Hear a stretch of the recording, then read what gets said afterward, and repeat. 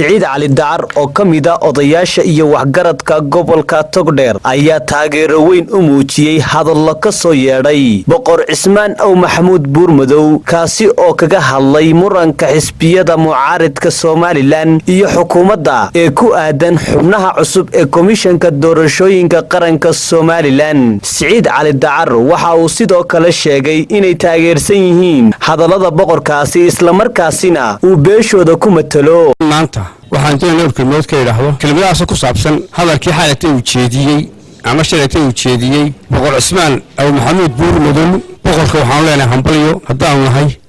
odayaasha habar socdo waxaan taageersanahay si mugliyo miisaan loo taageersanahay hadalkaa uu jeediyay Boqor Cismaan Aw Maxamuud Buurmadow wuu nagu matalaa wuu noo oranayaa waan ku taageersanahay waanaan kula soconaa وابيلو كريم دبعان هذا الكاويري حديقة حسب الله وذا هاللي حديقة أصحاب الله وذا هاللي حدي لقى بدلي حدي بير لقى دقي حدي شاركي لقى ساري إلى ريحة لقى حكمة دارانين خير بوك هذا شيء خير كلا الصعدة تغيير اللي سميه سيدا ومدحونا تبرد صنع لانو مقعابي البرلمان كوان سحيي أيام تغيير سنة هاي madaxweynaha wada ku hambalyeynayna madaxweynaha ku hambalyeynayna barlamaanka ku hambalyeynayna shaqadiisa ka qabsaday waxa laga cusuriyeynaya ee laga urinayo ma garanin Faysal Cali Waraabe iyo Ciro maxay magacaabi waayeen kuwa aan beeshooda ahayn kuwa ka soo jeeda beelaha darafyada war waliba isu duuleynay yeena isu duuleynay yeena isu duuleynay yeena kood isu gashan qolooyin halkan ka hadlayay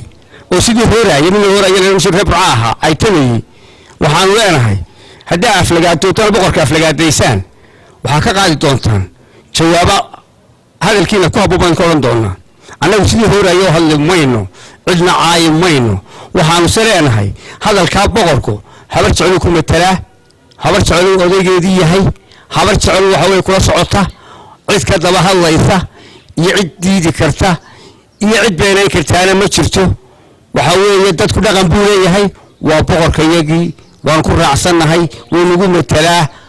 عاد وهم بليين أيان لي عبد الله جامع ورباهين تعالمي SPC مقالة برعو.